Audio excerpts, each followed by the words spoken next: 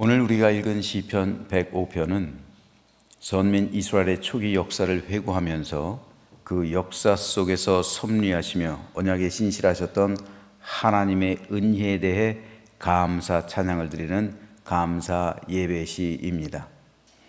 특별히 이 시는 바로 다음 편에 수록되어 있는 시편 106편과 더불어 쌍둥이 시라 불리는데, 시편 106편은 하나님의 크신 권능과 사랑을 맛보고도 계속해서 하나님을 시험하고 거역한 이스라엘 백성들의 죄악을 통탄하고 있습니다. 반면 시편 105편은 하나님께서 아브라함과 이삭과 야곱과 맺으신 언약에 따라 이스라엘 민족을 가나안 땅에 정착하게 하신 하나님의 신실하심을 찬양하고 있습니다. 이러한 내용으로 시편 105편은 크게 5문단으로 나눌 수가 있습니다. 7절까지는 아브라함 언약의 후손 곧 이스라엘 향한 주의 기사 기억과 찬양을 촉구하고 있고요. 8절에서 23절은 족장 시대의 언약사를 회고하고 있습니다. 24절에서 38절은 여호와의 역동적 구원 행동에 의한 출애굽 사건을 회고하고 있고요. 39절에서 42절은 여호와의 광야 시대의 선민 보호를 회고하고 있습니다. 마지막으로 43절에서 45절은 출애굽과 가나안 정복의 총체적인 회고, 그리고 그 목적을 천명하는 것으로 이 시를 마무리 짓고 있습니다. 오늘은 이 가운데서 17절에서 19절 말씀에 대해서 잠시 살펴보겠습니다. 그가 한 사람을 앞서 보내셨으며 요셉이 종으로 팔렸도다. 그의 발은 착고를 차고 그의 몸은 쇠사슬에 매였으니 곧 여호와의 말씀이 응할 때까지라. 그의 말씀이 그를 단련하였도다. 여기서 시인은 요셉이 종으로 팔렸다라는 사실을 말하면서 그의 발은 착고를 차고 그의 몸은 쇠사슬에 매였다는 사실을 강조합니다. 언제까지요? 여호와의 말씀이 응할 때까지. 그의 말씀이 그때까지 요셉을 단련하였다는 겁니다. 요셉은 야곱이 가장 아끼고 사랑하던 자식이었습니다. 그래서 그는 다른 형제들과는 달리 채색 옷을 입고 다녔고, 형들과 달리 집에서 야곱과 함께 있었어요. 형들은 밖에 나가서 땀 흘리면서 양들을 칠 때 요셉은 채색 옷을 입고 시원하게 놀면서 아버지와 함께 담소를 나누고, 그리고 집에서 편하게 있었다는 말입니다. 그런데 이렇게 사랑받는 아들, 이렇게 존귀 여김받는 아들이 한순간 노예로 전락해버렸습니다. 당시 노예는 옷을 입지 않았어요. 채색 옷이 벗겨졌을 때 형들이 요셉의 채색 옷을 벗기죠. 그리고 걷다 짐승의 피를 묻혀서 갖고 가잖아요. 찢은 후에 얼마나 그 옷이 미웠을까요? 그리고서 요셉에게로 짐승에게 찢겼다고 거짓말을 하는데, 그럼 요셉은 다른 옷을 갈아입었을까요? 아니죠. 벌거숭이가 된 거예요. 당시 노예들은 옷을 입지 않았어요. 요셉은 짐승처럼 다루어졌습니다. 그의 발은 도망가지 못하도록 착고를 채웠어요. 그의 몸에는 쇠사슬로 묶여 있었습니다. 이때 요셉이 받은 충격이 얼마나 컸을까요? 마치 천국에서 지옥으로 떨어진 것과 같은 느낌이었을 겁니다. 하루아침에 귀한 아들이 노예로 추락했습니다. 그렇다면 도대체 왜 하나님은 무엇 때문에 이처럼 크나큰 고통을 요셉 개인에게 허락하셨을까요? 그것은 결론적으로 이스라엘 민족의 태동을 위해서입니다. 하나님께서 아브라함과 이삭과 야곱에게 언약하신 이스라엘이라는 민족을 요셉을 통해 만들어내기 위해서 요셉을 애굽으로 보내셨던 거예요. 그러면 왜 하나님께서는 하필 요셉을 노예로 만들어서 보내셨을까요? 그 이유는 9절에 있는 것처럼 그를 단련하기 위해서예요. 요셉을 훈련하시고 연단하시기 위해서입니다. 요셉은 애굽의 총리가 될 사람이었어요. 이것이 하나님의 계획이에요. 그리고 요셉의 품속에서 이스라엘을 성장시키는 그 계획, 그래서 민족을 품고 있는 씨앗, 이것이 요셉을 통해서 하나님께서 이루려 했던 계획이었던 겁니다. 총리는 왕을 제외하고, 세습직인 왕을 제외하고는 사람이 올라갈 수 있는 최고의 자리예요. 따라서 총리가 되면 교만해지기가 쉬워요. 1인지상, 만인지하. 총리를 말하는 거예요. 1인지상. 그러니까 자기 위에 한 사람만 있는 거예요. 누구예요? 왕. 만인은 자기 밑에 있는 거예요. 1인지상, 만인지하. 이게 총리예요. 총리. 왕을 말하는 게 아니라 1인지상, 만인지하는 총리를 말하는 거예요. 위에 한 사람이 있다. 왕이잖아요. 총리예요. 그렇기 때문에 만인이 내 발 아래에 있는 거예요. 왕을 제외하고서. 그러니까 사람은 교만해지기가 쉬운 거예요. 하나님보다 자기를 높이기가 쉬운 거예요. 그리고 타락하기가 쉬운 거예요. 사람은 죄된 본성을 가지고 있어요. 그래서 그 속에는 자기 자랑, 교만, 욕심, 정욕으로 가득할 수밖에 없어요. 요셉도 마찬가지였어요. 요셉이 형들 앞에서 자기 꿈 자랑하는 거 한번 보세요. 그것도 2번이나. 그게 철없는 아이의 이야기가 아닙니다. 그건 교만한 자의 이야기예요.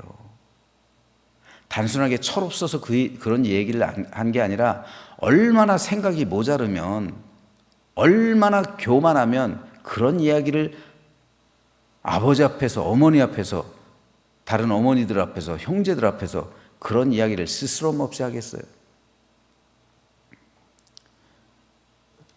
아버지의 사랑받는다고 형들을 무시하는 본성이 요셉에게 있었던 거예요. 그래서 형들이 요셉을 미워한 거고요. 요셉을 죽이려고 했던 거예요. 얼마나 미웠으면 그랬을까요? 얼마나 이가 갈렸으면 그랬을까요? 하나님은 요셉을 애굽의 총리로 만들기 전에 먼저 노예로 만드셨어요. 비천한 자로 만드셨단 말입니다. 그래서 낮은 자의 아픔을 느끼게 하신 거예요. 낮은 자의 고통을, 천대받는 자의 괴로움과 서름을 느끼게 하신 거예요. 그래서 13년 동안 요셉을 단련시키신 겁니다. 훈련하신 거예요. 그리고 이후에 하나님의 뜻을 이루게 만드셨던 겁니다. 만일 이때 요셉에게 연단과 훈련의 과정이 없었다면 아마도 요셉은 형들을 만났을 때 복수했을 거예요. 가만두지 않았을 거예요. 얼마나 이를 바득바득 깔았을까요? 그러고도 남았을 겁니다. 그렇다면 어떻게 이스라엘의 12지파가 생겨날 수 있었을까요? 그럴 수 없죠. 형들을 죽이는데 어떻게 12지파가 생겨요? 그럴 수 없죠. 그러므로 본성을 꺾는 연단과 훈련 과정은 지도자에게 있어서 너무도 중요합니다. 이스라엘의 초대 왕 사울은 외적인 면에서 볼 때는 사실 다윗보다 훨씬 더 조건이 좋았어요. 모양도 준수했고요. 인간적으로 볼 땐 사울에 대한 성경의 평판은 굉장히 좋았어요. 사울에 대한 평판, 맨 처음 등장하는 것, 효성이 지극했다.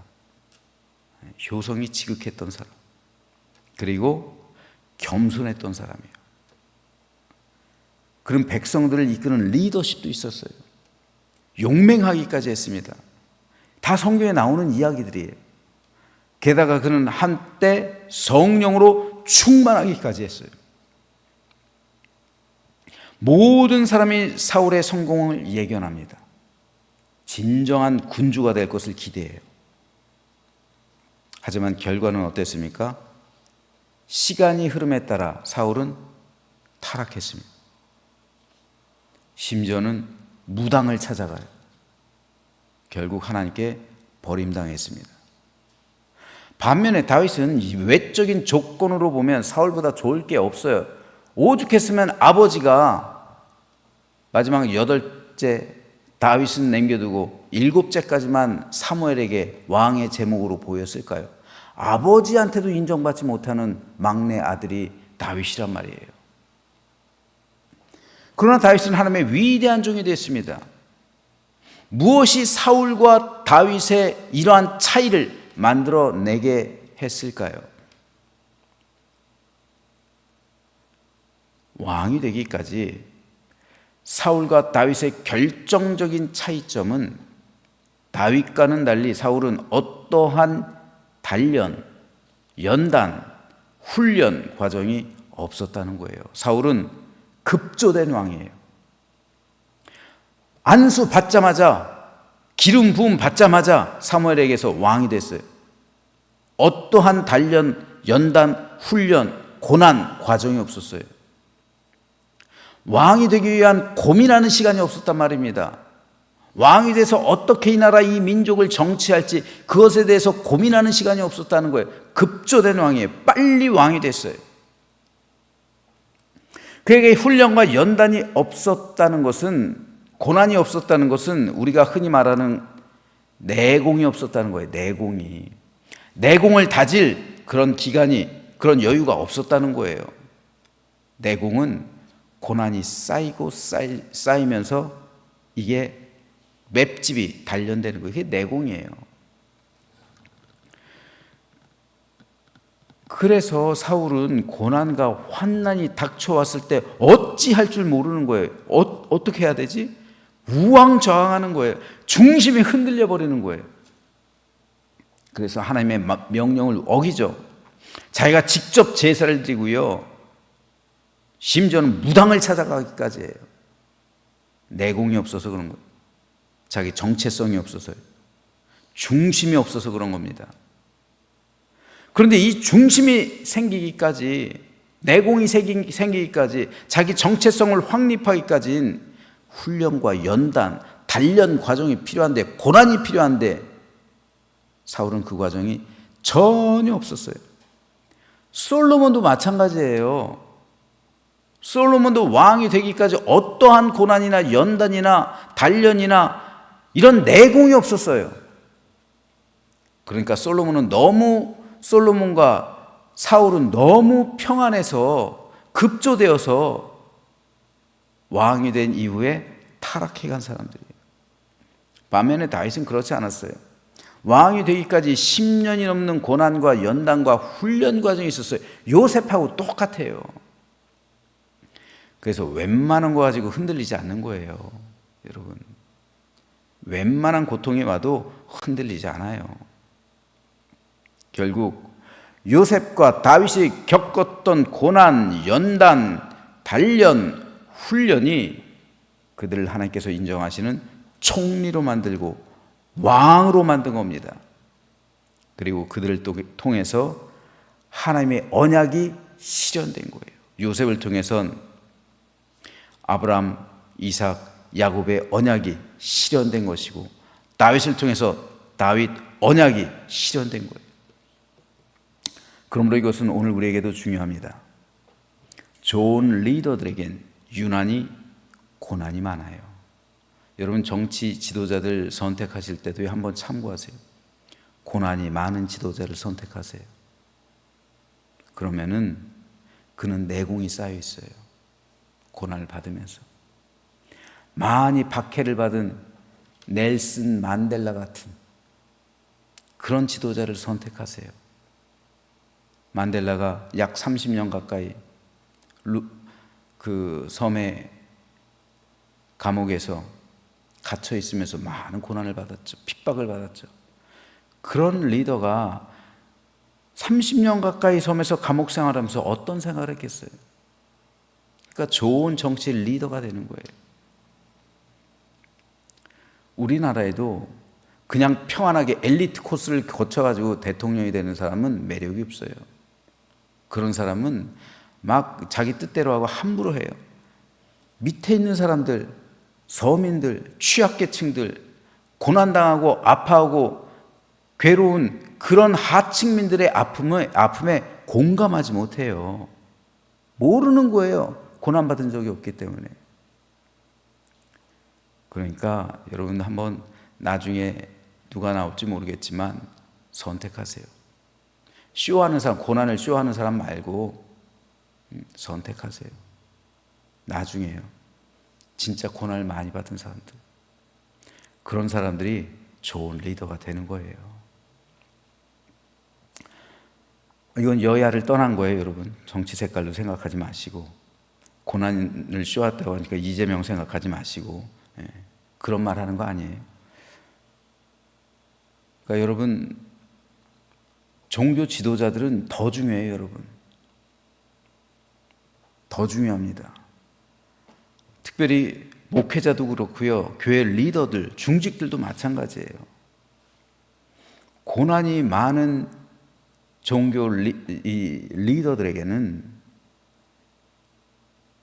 다른 사람을 돌볼 수 있는, 그리고 다른 사람의 고통에 공감할 수 있는 능력이 생기는 거예요. 왜요? 나도 저런 적이 있거든요. 나도 아파했던 적이 있거든요. 나도 죽을 만큼 힘든 적이 있었거든요. 그러니까 그들이 괴로움을 당할 때 그들의 아픔, 그들의 상처에 공감이 되는 거예요. 그래서 그들을 감싸는 거예요. 그들 곁으로 다가가는 겁니다. 그러므로 하나님께서 좋은 리더들에게 고난을 주시는 것은 그를 리더로 삼기 위함이에요. 다윗처럼, 요셉처럼 좋은 리더로 만들기 위해서입니다. 그를 통해 하나님의 일을 행하기 위해서예요. 하나님이 그를 괴롭히려 하심이 아니라 그를 좋은 리더로 사용하시기 위해서 그에게 고난을 허락해 주시는 거란 말입니다. 그에게 뜨거운 용광로에 넣어서 그를 단련시키는 이유는 그에게서 불순물을 제거하기 위함이에요. 다윗도 요셉도 그 고난의 과정을 거쳐서 뜨거운 용광로에서 모든 불순물들이 다 사라지는 거예요. 요셉은 형들에 대한 원망과 미움이라는 이 불순물, 다윗에게서는 그 고난을 통해서 여러 가지 복합적인 감정들, 그리고 하나님만을 열망하는 그 사랑하는 마음, 하나님을 소망하는 그것을 주시기 위해서 단련시키신 거예요. 그래야 정금으로 나오는 겁니다. 그래야 하나님께 영광 돌리며 하나님께 쓰임 받는 거예요.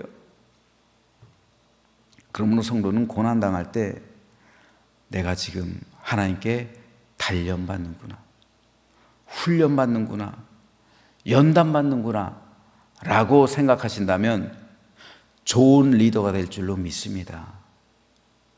하나님께서 요셉을 총리로 만드시기 전에 노예로 만드셨어요. 다윗을 왕으로 만드시기 전에 도망자로 만드셨어요. 그리고 결국 그들을 총리와 왕으로 세우셔서 하나님 나라를 세우게 하셨어요. 저는 저와 여러분 역시 우리에게 다가오는 고난과 연단, 그 모든 훈련이 우리를 하나님의 일꾼으로 만드시는 하나님의 선하신 손길로 받아들이시길 주님의 이름으로 축복합니다. 그래서 하나님의 나라를 위한 큰 일꾼이 되어서 하나님께 영광 찬송을 돌리며 다윗처럼, 요셉처럼 우리에게 주신, 우리가 영화롭게 될 때 그것으로 인해서 교만해지는 것이 아니라 내가 영화롭게 될 때 나의 영화로움으로 주님을 위해 영광을 돌리고 다른 사람을 위해 사용할 수 있는 거룩하고 복된 믿음의 길을 걸어가는 우리 모두가 되시기를 주님의 이름으로 축원합니다.